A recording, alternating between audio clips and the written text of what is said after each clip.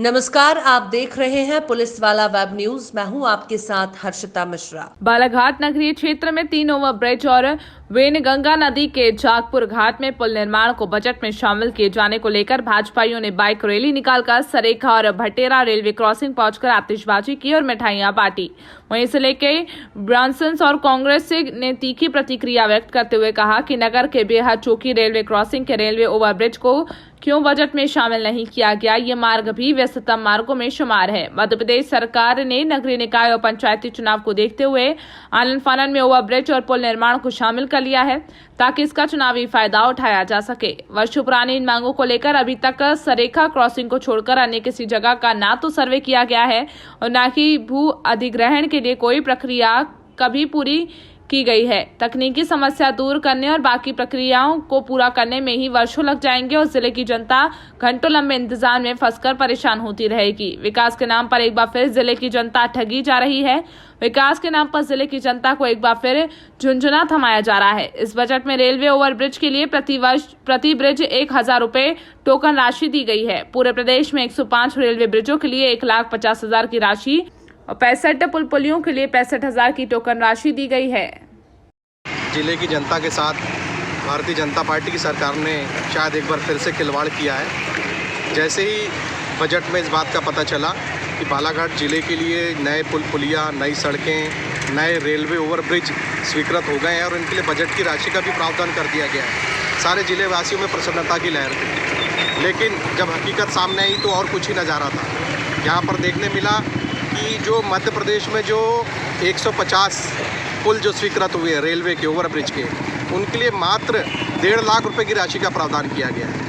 मतलब एक railway overbridge के लिए मात्र 1000 रुपये की राशि। अब ये कहाँ तक संभव है, ये हमारे ज़िले की जनता सोचे, हमारे प्रदेश की जनता इस पर अपना विचार रखे। तो आप मानते हैं कि ये सिर्फ एक चुनावी जुमला साबित ना हो जाए? निकाय और पंचायत चुनाव को देखते हुए सारे ब्रिज तो पास जरूर कर दिए गए हैं, लेकिन उसके लिए राशि का इंतजाम नहीं किया गया पर्याप्त। बिल्कुल ये चुनावी जुमला है। ये झुंझुना फिर से पकड़ाने का प्रदेश की जनता को प्रयास किया गया है। जिले की जनता को फिर से एक बार छला गया है। मात्र 1000 रुपये एक पुल की टोकन राशि देकर हमारे जिले के नागरिकों की भावनाओं के साथ बहुत बड़ा खिलवाड़ किया गया है, जिसका हम पुरजोर विरोध करते हैं। आज यहाँ पर देख रहे हैं कि जहाँ 3 रेलवे ओवरब्रिज स्वीकृत हुए हैं, वहीं ये जो बैयर चौकी का जो मार्ग है, ये भी अति व्यस्तम मार्ग का कहलाया जाता है। लेकिन यहाँ पर इस पुल को यहाँ पर स्वीकृति प्रदान नहीं की गई है, जो भी हमारी समझ से परे है। तो हमारी तो यही मांग है कि बैयर चौकी पर भी रेलवे ब्रिज की स्वीकृति प्रदान की जाए और जो इस तरह का छलने का प्रयास प्रदेश की सरकार जिले की जनता के साथ कर रही है, उसका मुंह तोड़ जवाब हमारे कांग्रेस के साथ ही अपनी बात पे रखें। बालाघाट में 2 पुल और एक गर्रा का ओवरब्रिज पास हुआ है। ये जो अपन खड़े हैं यहाँ पर बैयर रोड में, ये भी एक महत्वपूर्ण हिस्सा माना जाता है आवागमन के लिए। ये पुल पास नहीं किया गया, क्या कहना चाहते हैं? देखिए, नगर पालिका चुनाव को दृष्टिगत रखते हुए जिस तरह से मध्य प्रदेश शासन ने बालाघाट शहर के 3 ओवरब्रिज, जिसमें कि सबसे महत्वपूर्ण जो एक और ओवरब्रिज है इस बैयर चौकी जहाँ पर हम खड़े हैं, इस ओवरब्रिज की स्वीकृति नहीं दी है, लेकिन सरेखा, भटेरा और वेनगंगा पुल के पास रेलवे ओवरब्रिज की स्वीकृति प्रदान की है। एक और तो मध्य प्रदेश सरकार खाली खजाने की बात करती है, वहीं दूसरी ओर जिस तरह से नगर पालिका चुनाव को ध्यान में रखकर जो आनन फानन में जिस तरह की घोषणाएं इन्होंने की हैं, तकनीकी दृष्टिकोण से देखा जाए तो बहुत ही मुश्किल काम है ये।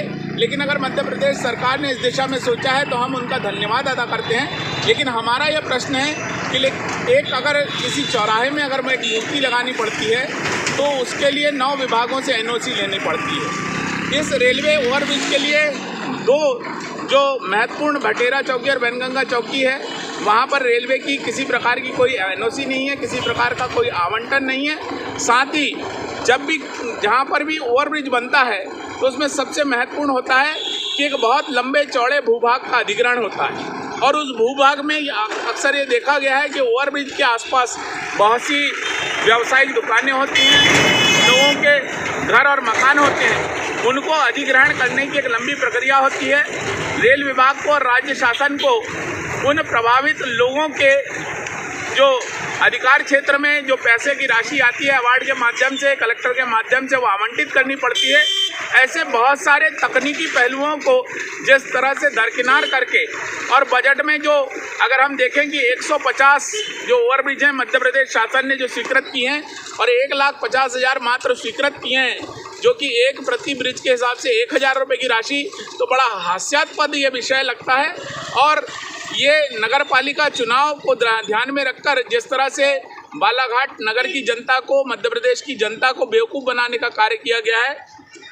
अगर इस हास्यास्पद स्थिति को वास्तविक स्थिति में नहीं बदला गया और वास्तविक रूप से अगर इस ओवरब्रिज को लेकर अगर कार्य नहीं हुआ, तो निश्चित रूप से बालाघाट की जनता जहां एक और माफ़ नहीं करेगी, वहीं हम कांग्रेस के माध्यम से सघन आंदोलन छेड़ेंगे और इस मांग को पुरजोर तरीके से उठाएंगे।